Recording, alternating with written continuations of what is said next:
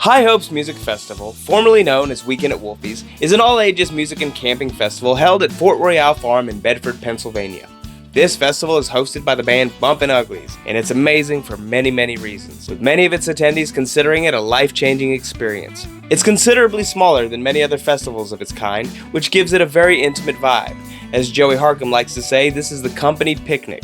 Brandon Hardesty of Bumpin Uglies likes to think of it as a barbecue with good bands. So follow Highly Recommended through the journey of High Hopes 2025.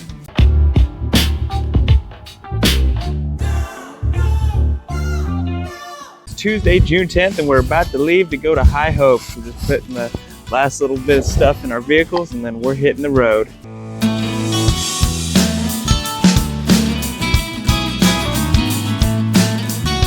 Because we're driving all the way from Kansas to Pennsylvania, which is a 14-hour drive, not including stops, we had to stop at a halfway point.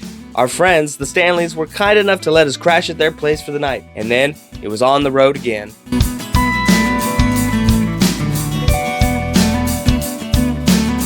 So we got into the area Wednesday night, the day before the festival, so we could get one last real shower and a night of good sleep before gates open the next day. Yo, this is Highly Recommended, reporting in from Man's Choice. Yeah, that's Man's Choice. You heard that right.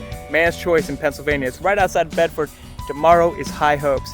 But for tonight, we're staying in the Mosquito Central, the mosquito capital of Pennsylvania, because the mosquitoes are like bat size out here. But despite that, check out the views.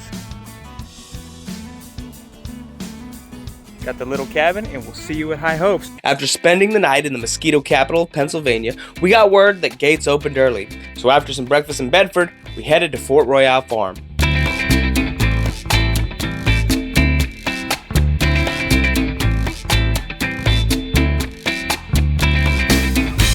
The setup from the top. You got all the RVs, camper parking up here, and then you've got field camping.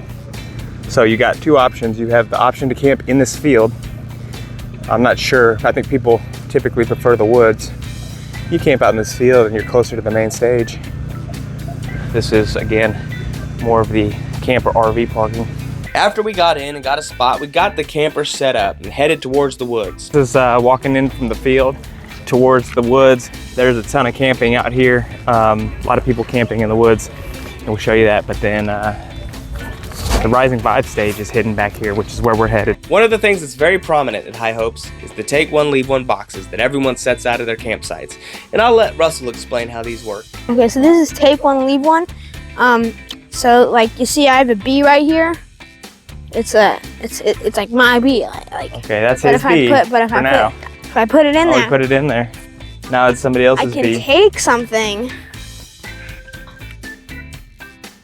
I can just walk away with it. It's like a trade. And that's how it's done. Yeah. Take one, leave one. And that's how you do the take one, leave one. Welcome to the woods. You enter with a star. Enter through the star. You've just teleported. So just inside the woods, over here is the setup for Camp Busted Kids. Somewhere on here is the name. Oh, there it is. Highly Recommended. Tagged it up. Yep. More take one, leave ones. You can see that they're just everywhere. Yep. Snail sticker. What'd you wind up with? Snail sticker. Now what I'm doing is I'm getting take one, leave ones, and then I'm gonna slowly upgrade. So I'm gonna find something better and better and better. Yeah. So there's a lot of good stuff. Yeah, score. Inside the woods. Camping on either side. There's a couple paths on either side of the woods too. We're just on the first one in. But there's multiple options here for you to camp out.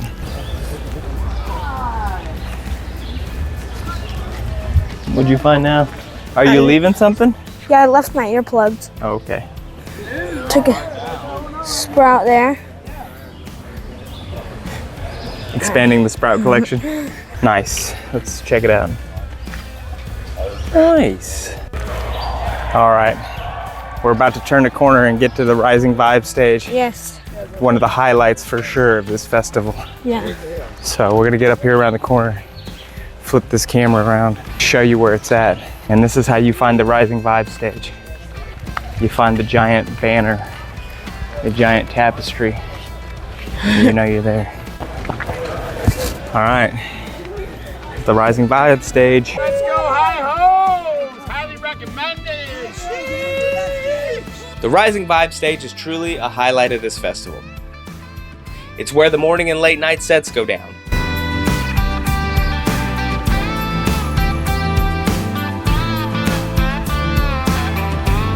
Amber and Scott of Rising Vibes Jam Sessions were kind enough to share their backstage area with me for a few impromptu interviews as well. So now I gotta take you down to the main stage area. So that's where we are parked. Our camper's set up right there, right here on this tree line. And as you make your way down to the main stage, you hit this hill right here.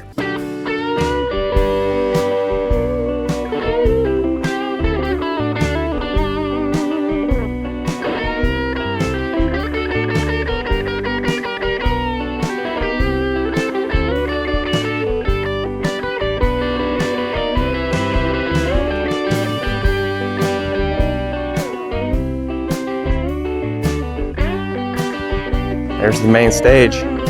This is where it all goes down. Vendors, merch, everything up here.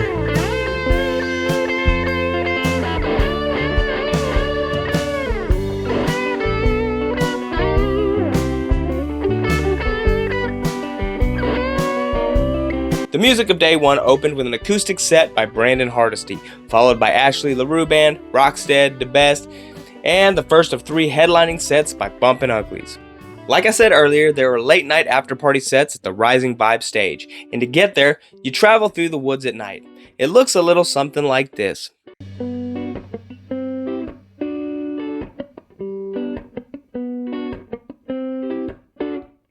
And after a mind-blowing set from Ted of Pacifier, it was time to get some sleep. Day 2 was full of many great performances. Dope paintings by Justin Roberts and Audrey Herbs, skydiving by Aerial Marketing Productions, and it was capped off with a second headlining set by Bumpin Uglies, with a late night set by Toby Raps, who was also so cool, he let my son Landon do a quick interview with him. Shout out Toby Raps. Yo, what's up? We are on the 3rd and final day of High Hopes. It's raining, and there's the possibility of some storms that could impact some of the sets of my favorite artists, so hoping the weather shapes up. I just got a coffee, a hot coffee, courtesy of Boppin' Beans back there. And I want to give them a shout out because this coffee is the perfect temperature right now. It's not like so hot that you're scalding your mouth. I could drink it right away, but it's not cold. Check them out, they're cleaning the shitters to make sure that you got the greatest experience whilst you do your business. What is it about High Hopes that makes it so special? Clean toilets. In addition to the toilet cleaning, day 3 started with the annual kickball tournament.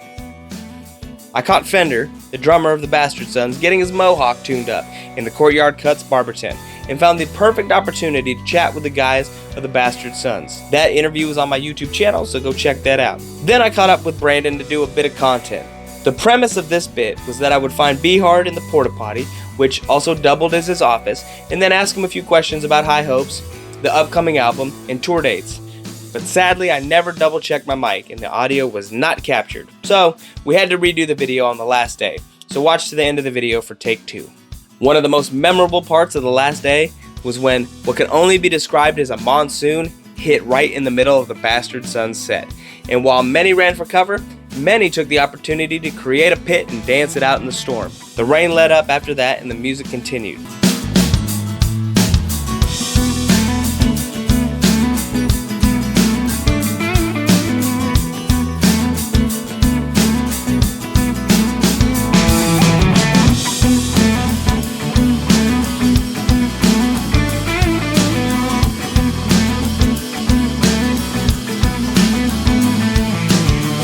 The weekend was rounded out with a late night set by Jarv, who did a whole freestyle battle rap session with Damn Skippy, and it was awesome.